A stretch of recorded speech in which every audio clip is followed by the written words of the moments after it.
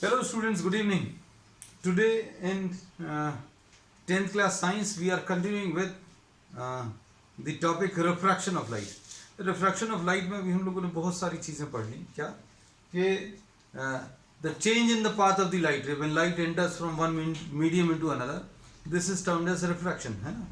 फिर उसके बाद अभी हम लोगों ने बोला लाइट जब किसी एक मीडियम से दूसरे मीडियम में जाएगी तो there is a change in the speed of light and this is the cause of refraction of light, है ना. और इसमें फिर अभी हम लोगों ने ये भी बताया था कि when light enters from rarer medium into denser medium, when light enters from rarer medium into denser medium, we talk about density in terms of optical density. We are not talking in terms of density of the object, है ना. इसमें अभी हम लोग बात करते हैं optically rarer and optically denser medium. मतलब ऐसा हो सकता है कि कोई मटेरियल की डेंसिटी कम हो, physical density mass per unit volume कम हो, लेकिन वो ज़्यादा ऑप्टिकली डेंस हो, है ना. तो ऑप्टिकल डेंसिटी अभी हम लोग क्या बोलते हैं, when light enters from rarer medium into denser medium, this bends towards the normal. एक चीज ये पढ़ी थी, है ना. दूसरी चीज when light enters from denser medium into rarer medium, denser medium से rarer medium में अगर जाएगा तो क्या होगा, this will bend away from the normal. ये पढ़ लिया था. and when light enters perpendicularly, अगर लाइट परपेंडिकुलरली एंटर करेगी तो there will be no change in the path of the light ray, है ना. तो ये अभी हम लोगों ने पढ़ा था. अब लाइट रे अगर रेरर मीडियम से डेंसर मीडियम में जाएगी तो it bends towards the normal. इसका रीजन अभी हम लोगों ने प्रीवियस क्लासेस में, प्रीवियस लेक्चर्स में पढ़ा हुआ है ना. अब इसके बाद अभी हम लोगों ने लॉज ऑफ रिफ्रैक्शन लिए थे. Laws of refraction we are having a quick revision of what we have already done in refraction. Laws of refraction में incident ray, the refracted ray and the normal, all three lie in the same plane. and फिर उसके बाद sin of ratio of sin of the angle of incidence to the sin of the angle of refraction, this is constant. और इस constant को बच्चों अभी हम लोग क्या बोलते हैं, refractive index बोलते हैं. और refractive index अभी हम लोग कैसा बोलते हैं, सपोज ये फर्स्ट है, ये सेकंड मीडियम है, तो इसको अभी हम लोग पढ़ते हैं refractive index of second with respect to first. और याद रखने का ये तरीका है, इसको पढ़ेंगे कैसा, refractive index of second with respect to first. जो पहले लिखा हुआ है सेकंड, उस सेकंड मीडियम का एंगल बाद में लिखना है, मतलब नीचे लिखना है. वन यहां पर बाद में लिखा है, वन बाद में लिखा, और वन का जो एंगल है आई, वो अभी हम लोग पहले लिखेंगे, मतलब ऊपर लिखेंगे, है. तो ये याद रखने का तरीका अभी हम लोगों ने फॉलो किया. फिर इसके बाद इसको अभी हम लोग स्नेल्स लॉ भी बोलते हैं. इतना सब कुछ अभी हम लोग कर चुके थे. फिर अभी हम लोगों ने इसमें यह बताया था कि refractive index of second with respect to first, ये जो है speed of light in first upon speed of light in second के बराबर होता है. Speed of light in first upon speed of light in second, ऐसा बोलते हैं refractive index of second with respect to first. अब इसके बेसिस पर अभी हम लोगों ने कुछ चीजें, आपको कुछ रिजल्ट्स बताए थे. क्या बताया था कि refractive index of denser with respect to rarer, इसको अभी हम लोग कैसा बोलते हैं, speed of light in the rarer medium. जो चीज बाद में लिखी है उसकी स्पीड पहले लिखेंगे, अपॉन जो पहले डेंसर मीडियम पहले लिखा उसको अभी हम लोग बाद में, मतलब नीचे लिखेंगे, है ना. इसके बेसिस पर अभी हम लोग बता सकते हैं. स्पीड ऑफ लाइट के बारे में अभी हमने बताया था कि रेरर मीडियम में स्पीड ज़्यादा होगी और डेंसर मीडियम में कम हो जाएगी. एयर में ज़्यादा स्पीड से ट्रैवल करती है और ग्लास में इसकी स्पीड जो है स्लो डाउन हो जाती है ना. तो अभी हम लोगों को ये पता चल गया कि refractive index of denser with respect to rarer जो है ग्रेटर देन 1 होता है. फिर refractive index of denser with respect to rarer के बाद refractive index of rarer with respect to denser अगर देखें तो ये speed of light in denser upon speed of light in rarer. अब इसमें से कौन सी वाली चीज ज्यादा होगी बच्चों, ये आर पहले लिखा तो आर इधर बाद में यानी नीचे लिखा हुआ है, डी बाद में लिखा है इधर पर, डी बाद में लिखा है, इसलिए स्पीड लिखते समय डी पहले लिख दिया, मतलब ऊपर लिख दिया. अब वेलोसिटी रेरर मीडियम में ज्यादा होती है और डेंसर मीडियम में कम होती है, इसलिए इसकी वैल्यू जो है 1 से कम होती है ना। और इनफैक्ट अभी हम लोग ये कहते हैं, अब कुछ और नई चीजें अब जो अभी हम लोग लेंगे, ये इतना पार्ट था जो अभी हम लोग पिछली क्लास में ले चुके थे बच्चों, है ना। अब देखो बच्चों, नेक्स्ट अभी हम लोग ले रहे हैं नेक्स्ट क्या, कि speed of light in second with respect to first and to speed of light in first और first with respect to second, इसकी वैल्यू 1 होती है। इसका प्रूफ जो है अभी हम लोगों को सिलेबस में नहीं है, लेकिन फिर भी अगर किसी को करना है तो अभी हम लोग ये कहते हैं इसका प्रूफ जो है बहुत सिंपल है, बहुत ही सिंपल। अब इसको वेलोसिटी के टर्म्स में या स्पीड ऑफ लाइट के टर्म्स में लिखें तो इसको अभी हम लोग क्या लिखेंगे, v1 अपॉन v2। जो मीडियम बाद में लिखा है, मीडियम कौन सा बाद में लिखा, 1 वाला बाद में लिखा है, तो 1 और ये 2 आ गया इनटू, यहां पर कैसा आ जाएगा, 1 बाद में है इसलिए स्पीड उसकी पहले लिखेंगे, यहां पर 2 बाद में है इसलिए उसकी स्पीड पहले लिखेंगे, v2 अपॉन v1, तो ये कैंसिल हो जाएगा और ये आंसर कितना, तो ये अभी हम लोगों ने बता दिया। इसका जो डेरिवेशन है वो बहुत ही ज्यादा सिंपल है। इसका यूज क्या है ये देखना,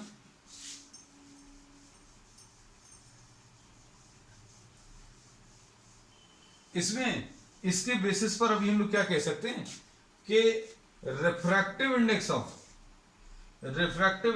glass with respect to air into refractive index of air with respect to glass, G और ए और जी को पलट दो, 2 और 1 है, 1 और 2 पलट दो, इसका आंसर कितना आएगा, 1 आएगा। अब इसको अभी हम लोग कैसा कह सकते हैं, refractive index of glass with respect to air अगर लिखना है तो कैसे मिलेगा, ये नीचे चला जाएगा,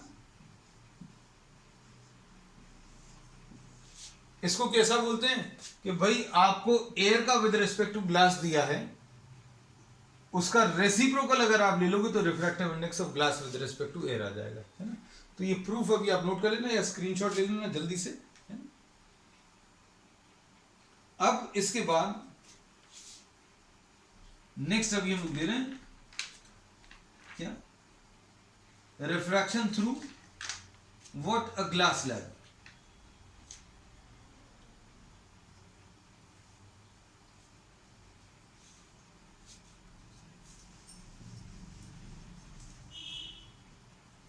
next topic,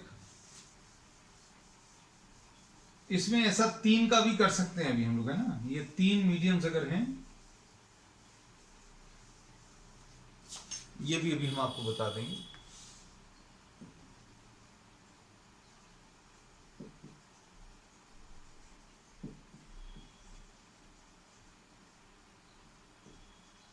refraction through a glass slab. अब इसमें suppose you are having a glass slab, अब इसमें इस ग्लास स्लैब में light ray is entering from air, air से अगर लाइट रे एंटर कर रही है तो अब हम लोग इसमें ये बोलते हैं, इससे रिलेटेड एक एक्टिविटी भी है, ये एक्सपेरिमेंट है जो तुम लोग घर पर परफॉर्म कर सकते हो। स्कूल में तो अभी since the schools are close down, एक ग्लास स्लैब अगर अभी हम लोग लें, व्हाइट पेपर पर आप एक लाइन ड्रॉ करें और किसी भी एक पॉइंट पर परपेंडिकुलर ड्रॉ कर लें, ठीक है, और फिर ये डॉटेड ले सकते हो या बहुत लाइट ले सकते हो। फिर अभी आप क्या करें, आप यहां पर एक लाइन ड्रॉ कर लो, पेपर पर ये सारे काम कर लें पहले, क्या एक लाइन ड्रॉ कर ली, परपेंडिकुलर ड्रॉ किया और यहां पर 30 डिग्रीज पर सपोज आपने एक लाइन ड्रॉ कर ली। फिर यहां पर आप क्या करें, एक ग्लास स्लैब रख लो, पेपर लिया, पेपर पर लाइन ड्रॉ करी, ये लाइन ड्रॉ करी, 90 डिग्रीज का एंगल लिया और 90 डिग्रीज का एंगल जिस लाइन पर ड्रॉ किया उससे ये 30 डिग्रीज पर एक और लाइन ले ली, है ना। अब इस लाइन पर आप 2 पिन्स लगा दीजिए,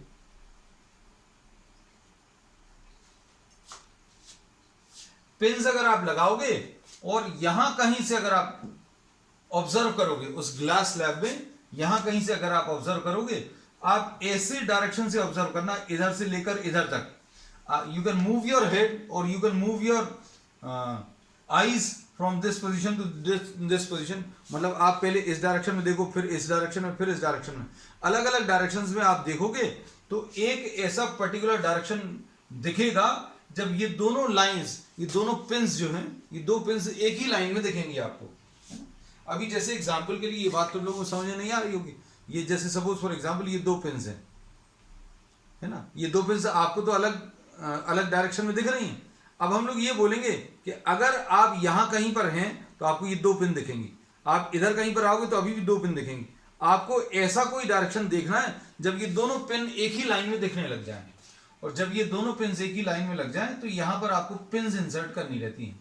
तो ये एक्सपेरिमेंट अभी हम लोग लैब में करते हैं, है ना। तो इसी से रिलेटेड ये वाला डायग्राम अभी हम लोग ले रहे हैं। तो पहले ये डायग्राम बता दें, फिर वापस इस पर आएंगे। तो इसमें अभी हमने बोला light ray is entering from air to glass. Light ray जो है एयर से ग्लास में एंटर कर रही है, तो what will happen, instead of going straight, ये सीधा जाने की जगह क्या होगा, this will bend towards the normal, क्योंकि इसमें क्या हो रहा है, this is moving from rarer medium to denser medium. Rarer medium से कहां जा रही है, डेंसर मीडियम में जा रही। तो अभी हमने नॉर्मल ड्रॉ किया, और ये लाइट रे जो है इंस्टेड ऑफ मूविंग स्ट्रेट, ये सीधा जाने की जगह, सीधा अगर जाती तो ऐसा कुछ जाता, लेकिन this is bending towards the normal, normal की तरफ बेंड हो गई। ये अभी हम रब कर दें, अननेसेसरी लाइंस नहीं ड्रॉ कर रहे, so as to avoid confusion. अब क्या होगा, यहां पर फिर से लाइट का जो मीडियम है वो चेंज होगा। अब लाइट अभी तक किस में ट्रेवल कर रही थी, ग्लास में ट्रेवल कर रही थी, अब वापस एयर में आई। अब क्या होगा, ग्लास एक डेंसर मीडियम है, तो ग्लास से अगर एयर में आएगी तो क्या होगा, ग्लास से एयर में अगर आएगी तो इंस्टेड ऑफ गोइंग स्ट्रेट, ये सीधी जाने की जगह क्या होगा, अगर लाइट रे डेंसर से रेयरर में जा रही है तो क्या होता है, it bends away from the normal. ये सीधी अगर जाती तो ऐसा आता, अब ये नॉर्मल से दूर की तरफ बेंड हो जाएगी, मतलब ऐसा कुछ आ जाएगा।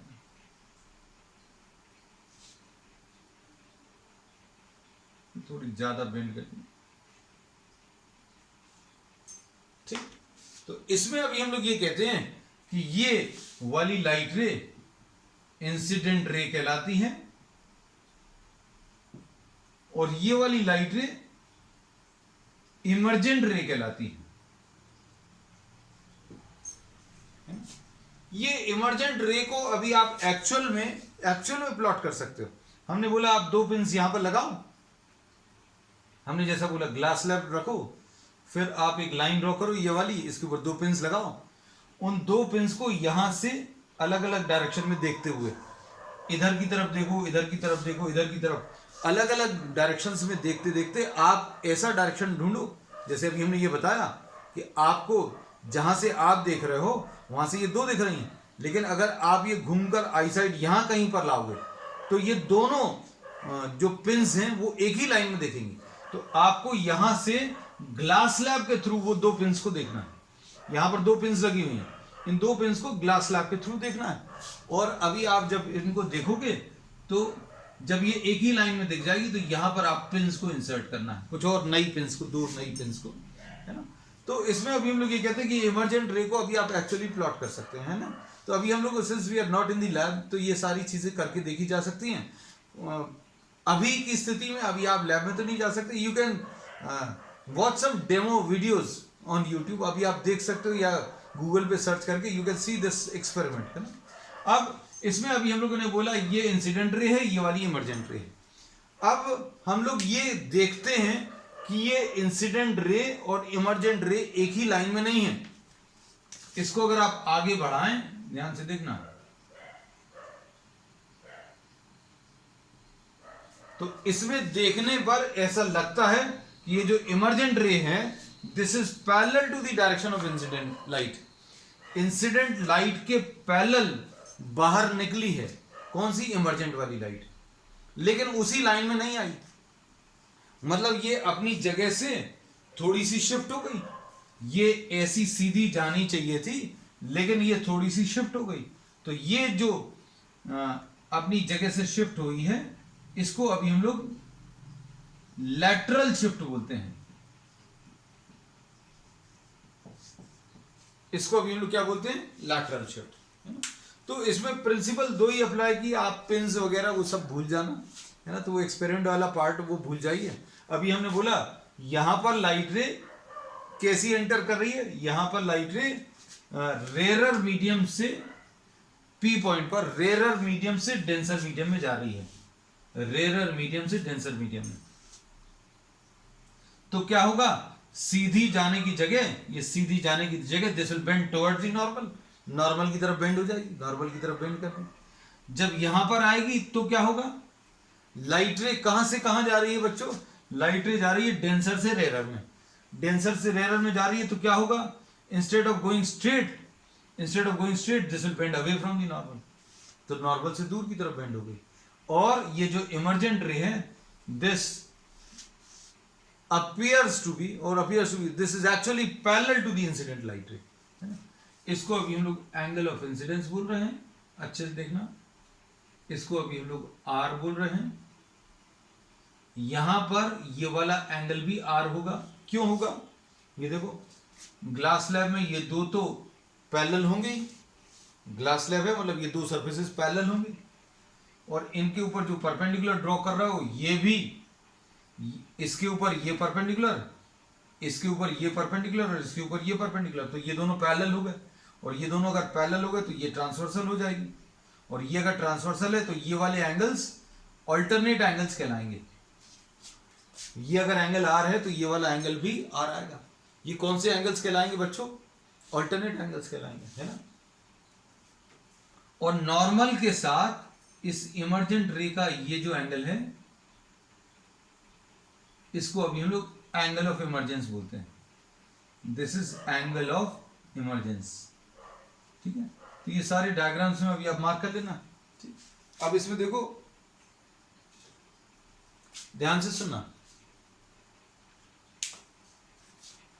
ये सब अभी हम रब कर दे रहे हैं। अभी आप एयर या ग्लास लिख सकते हो उसको, या फिर रेरर और डेंसर मीडियम लिख सकते हो, है ना।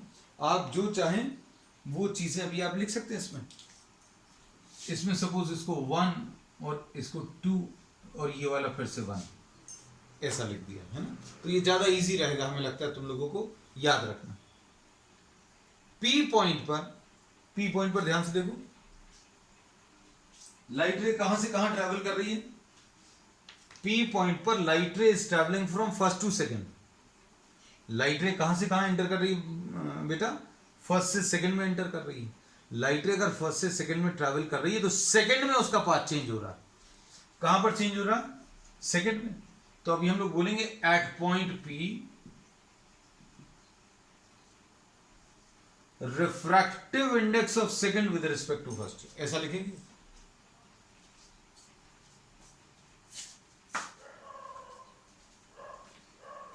क्यों ऐसा लिखेंगे, refractive index of second with respect to first, क्योंकि सेकंड में इसका पाथ चेंज हो रहा है। कहां पर पाथ चेंज हो रहा है, उसका रिफ्रैक्शन अभी हम लोग लेंगे। रिफ्रैक्शन जहां पर हो रहा है, रिफ्रैक्शन जहां पर हो रहा है मतलब जहां पर पाथ चेंज हो रहा है। ये तो भैया यहां पर सीधी आ रही थी, इसका रास्ता कहां पर बदल गया, सेकंड में बदल गया, सेकंड में बदल गया, इसलिए refractive index of second with respect to first. Snell's law लगाने का तरीका क्या है भैया, साइन लिख लो और इधर भी साइन लिख लो। पी पॉइंट देखना, बस जो नंबर पहले लिखा, जो मीडियम पहले लिखा है, सेकंड वाला मीडियम पहले लिखा है, सेकंड वाले मीडियम में एंगल बाद में लिखना है, मतलब नीचे लिखना है। सेकंड वाले में पी पॉइंट पर सेकंड वाले में कौन सा एंगल बन रहा है, आर। पी पॉइंट पर सेकंड वाले मीडियम में कौन सा एंगल बन रहा है, आर, वो नीचे लिख लिया। बाद में जो मीडियम लिखा है, बाद में कौन सा लिखा, फर्स्ट। तो फर्स्ट में एंगल कहां पर लिखेंगे, फर्स्ट में एंगल, ये चूंकि बाद में लिखा है इसलिए पहले लिखेंगे, पहले मतलब ऊपर। तो फर्स्ट में कौन सा एंगल बन रहा है, फर्स्ट में कौन सा एंगल बन रहा है, साइन आई। तो ये लिखने का तरीका, तो sine I upon sine R. अब इसके बाद देखो क्यू पॉइंट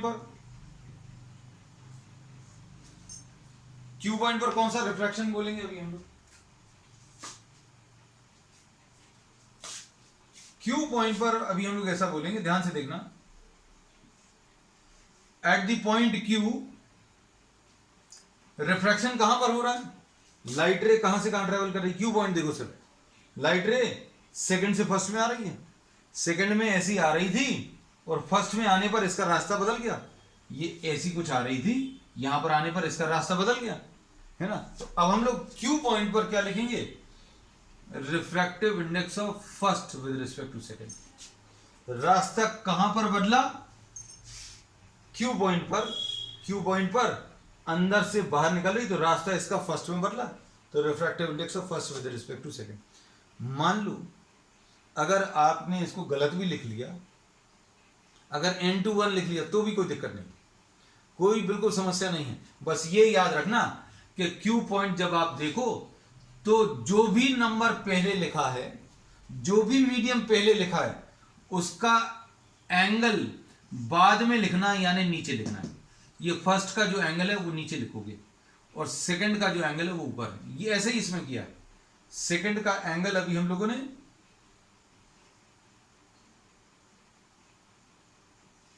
इधर लिख लेंगे, ठीक, जो पहले लिखा है उसको नीचे लिखना है और जो बाद में लिखा है उसको अभी हम लोग ऊपर लिखते हैं, ऐसा याद रख लेना बस। अब देखो अगर आपने ये n/1 लिखा होता तो भी कोई दिक्कत नहीं है ना, बिल्कुल चिंता मत करना, बिल्कुल परफेक्टली सही आएगा। सेकंड में Q पॉइंट पर, Q पॉइंट पर सेकंड में, Q पॉइंट पर सेकंड में कौन सा एंगल बन रहा है, सेकंड में R, और फर्स्ट में, Q पॉइंट पर फर्स्ट में कौन सा बन रहा है, E, ऐसा कुछ आ गया। सेकंड वाले में sine R upon sine E, ठीक बेटा, जो फर्स्ट पहले लिखा है फर्स्ट में साइन, ठीक है बेटा। अब देखो इसमें अभी हम लोग क्या बोलते हैं,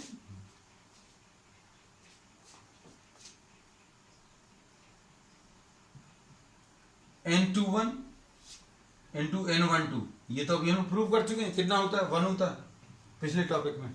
तो अब n/1 की वैल्यू रख लो, sine I upon sine R, into n/2 की वैल्यू रख लो, sine R upon sine E equal to 1 आएगा, तो ये कैंसिल हो जाएगा, sine I will be equal to sine E, मतलब I will be equal to E। तो ये अभी हम लोगों को सिलेबस में है, angle of incidence is equal to angle of emergence. ये मतलब जितने एंगल पर इंसिडेंट होगा उतने ही एंगल पर ये बाहर निकलेगा। तो एंगल ऑफ इंसिडेंस किसके बराबर होता है, एंगल ऑफ इमरजेंस। इसलिए क्या बोलते हैं अभी हम लोग ये बोलते हैं the emergent ray is parallel to the incident रे।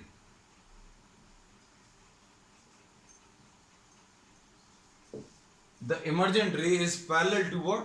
It is parallel to the incident ray, ठीक है, बस अब ये याद रखना, ठीक।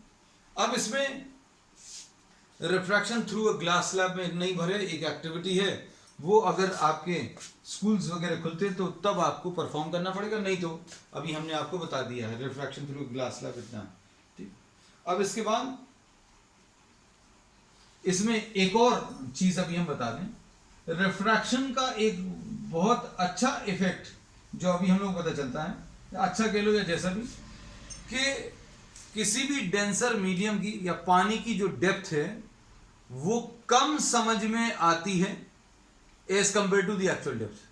मतलब पानी की जो एक्चुअल डेप्थ है, अगर कहीं पर भी suppose if someone is entering into water, तो जितना वो डीप समझ में आ रहा है बाहर से, उससे ज्यादा डीप होता है। उसका कारण क्या है वो अब हम लोग इसमें देखेंगे। तो नेक्स्ट कॉन्सेप्ट है बेटा अपेरेंट डेप्थ का। ये कहीं पर बहुत आगे दिया हुआ है, लेकिन अब चूंकि अभी अपन लोग यहीं पर कर रहे हैं तो ये भी डिस्कस कर लें। अपेरेंट डेप्थ, अपेरेंट डेप्थ में क्या है, इसके लिए एक एक्टिविटी भी कर देख सकते हो। अच्छा, ये एक्टिविटी अभी हम बाद में बता देंगे, पहले तो ये देख लो अपेरेंट डेप्थ क्या है। जैसे suppose if you are having a container, ये कंटेनर है, इस कंटेनर में पानी रखा हुआ है, this is liquid, some liquid place in this container, और यहां पर suppose you are having a coin, placed, एक यहां पर कॉइन रखा हुआ है। अब इस कॉइन में अभी लोग कहते हैं कंटेनर थोड़ा सा बड़ा कर लें, है ना, चलो ये लो,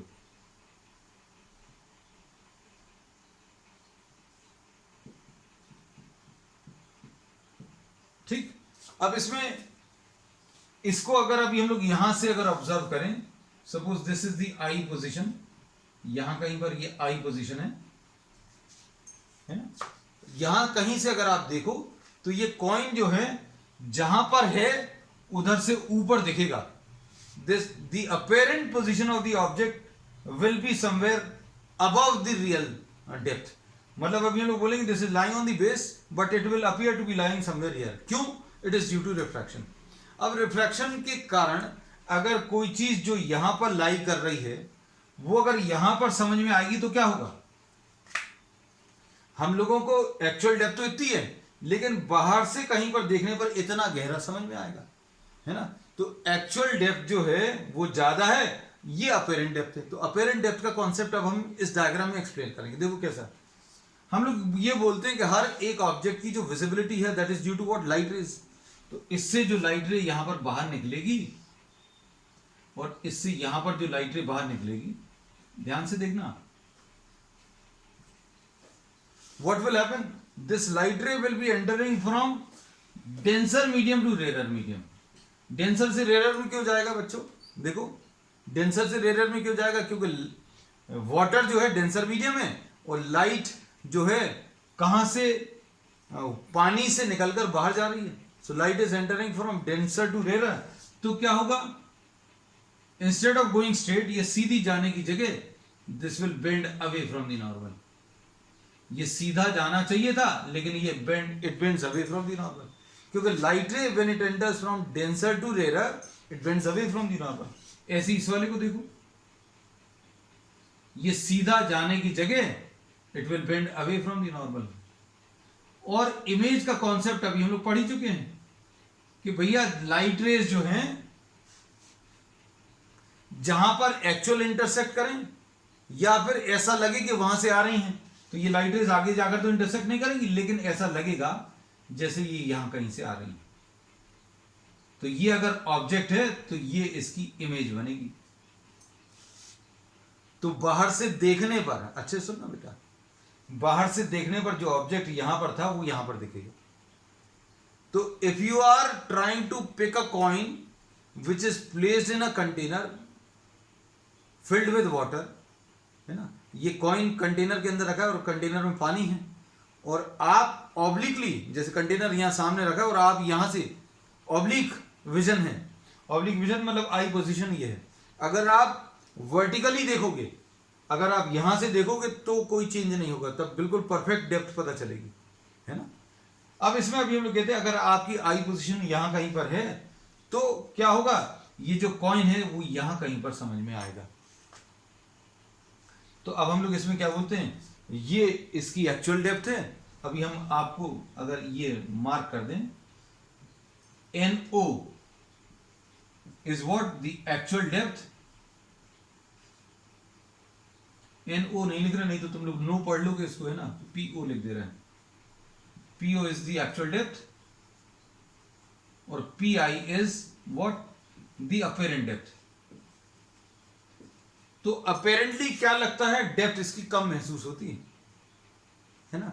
so the actual depth is larger than what it appears. तो अगर किसी कंटेनर में पानी है और उसमें कॉइन है, अगर आप एक ऑब्लिकली अगर देखकर कॉइन को उठाने की कोशिश करोगे तो एक बार में हाथ में नहीं आएगा, क्योंकि जहां पर वो आपको दिख रहा है वो उसकी एक्चुअल पोजीशन नहीं है। वो क्या है? Apparent position. आपको ये दिखेगा। एक्चुअल पोजीशन क्या है? थोड़ा सा और अंदर की तरफ है। या फिर दूसरा तरीका यह है कि आप उसको वर्टिकली ऑब्जर्व करें। अगर वर्टिकली ऑब्जर्व करोगे तो ये रिफ्रैक्शन का जो इफेक्ट है वो खत्म हो जाएगा, है ना।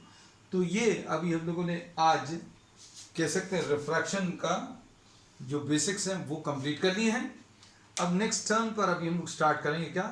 रिफ्रैक्शन थ्रू लेंसेज और रिफ्रैक्शन थ्रू कर्व्ड सरफेसेस। ठीक है, that's all for today. We will continue with refraction on the next time.